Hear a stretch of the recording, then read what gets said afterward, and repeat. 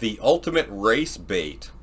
This game has been going on for a while now. It almost feels like with the surge of Antifa and BLM over the last year that a lot of that really just kicked off recently.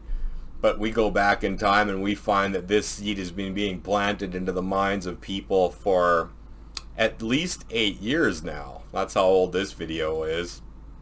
I was going back in time trying to find footage on the Masonic ceremony known as the Olympic Games in England. What was that, 8 years ago now or something like that? It was more or less a great big ritual for the pandemic. And now you can't find even regular footage on it, let alone other people's take on it. I thought I'd be able to find it in the scariest movies ever, and as I was looking I found this, so I thought, what the hell, I'll do something on this because it kind of struck me as important. So we'll watch this quick and then we'll have a little discussion about it and then we'll move on, because I think that I'm going to make a folder called race baiting because there's a lot of it that goes on and it needs to be addressed, recorded, and documented. So here we go, let's listen to this craziness. What do you mean we're lucky to be white? It's not luck, it's privilege. We're privileged that people see us, not a color. Privilege that we don't get stared at when we walk into the room. Privilege that we don't get followed by security when we go shopping. Or pulled over when we're in the wrong neighborhood. We're privileged because society was set up for us, and our silence keeps it in place. We're privileged, and that's unfair. So, I mean, that's a lot of unfair shots. I think that so you could say that some of that was still true probably into the 60s at least anyway, when the Jim Crow laws were still around in the States, but those are all gone now too. So, I mean, our society is in a spot where it's being designed to be built for everyone. And so, I mean, any of these incidents that they're talking about and making it a bigger, grander thing than it is nothing shy of a manipulation that's going on.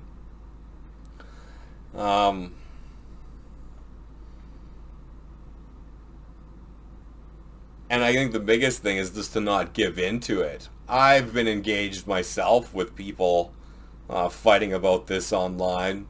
And it's like, you know what? That's what they want. They want us to fight each other. So I think the best thing is just not to fight about it. You know, no matter how much it bugs you, it's probably better to just say, you know what? It's too bad you've had a bad time and I wish you the best, and then just move on, because that's all you can do anyway. Even all these people that are taking a knee or rioting or kissing and licking boots and all the various things that's going on, none of that actually does anything. It's all just an emotional masturbation. It makes everyone feel good, but none of the problems are actually going to change. Although I would also suggest that this gets into the World Economic Forum, though, because they're behind all of this stuff, is the reality of it. The open society that George Soros is in charge of is in league with 1,000 Currents that Susan Rosenberg is in charge of. And she was a convicted communist terrorist who did bomb a chunk of the White House and was found with 700 pounds of explosives and automatic weapon and a bunch of other weapons.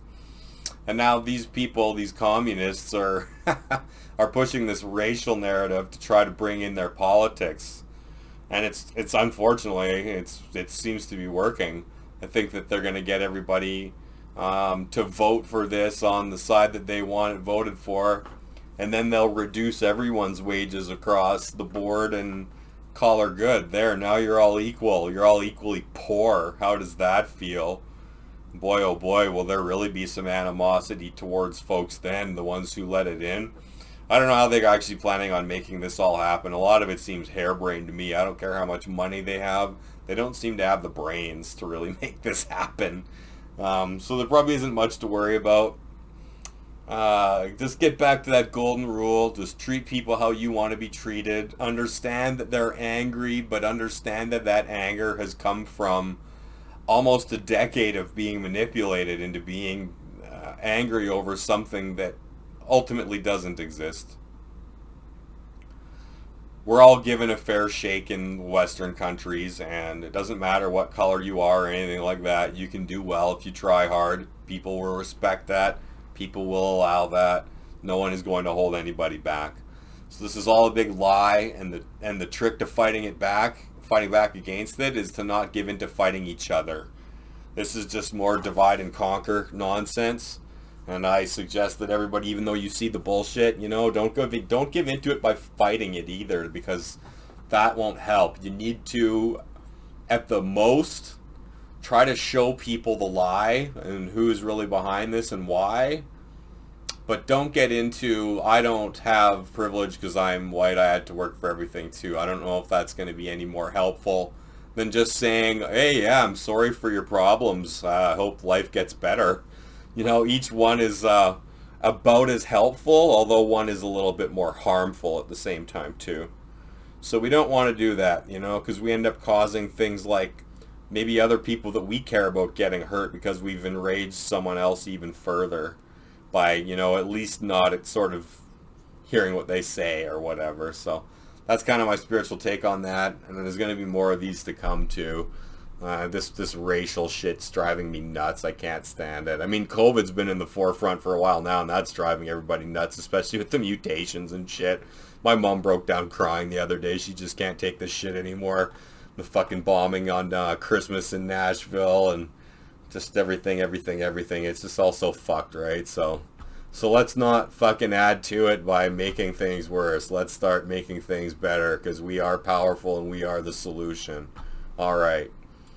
See if I can put up another video of this kind of stuff today. I got a friend who wants me to go and play some damn Vidya games with him right now, so I might stop recording today to go do that, because I haven't had any social contact for a little bit. Well, that's not true, but not with this guy, and I miss him. So anyway, thanks for listening, and peace out, and we'll have another one coming at you in the next day or so. All right, thanks a lot.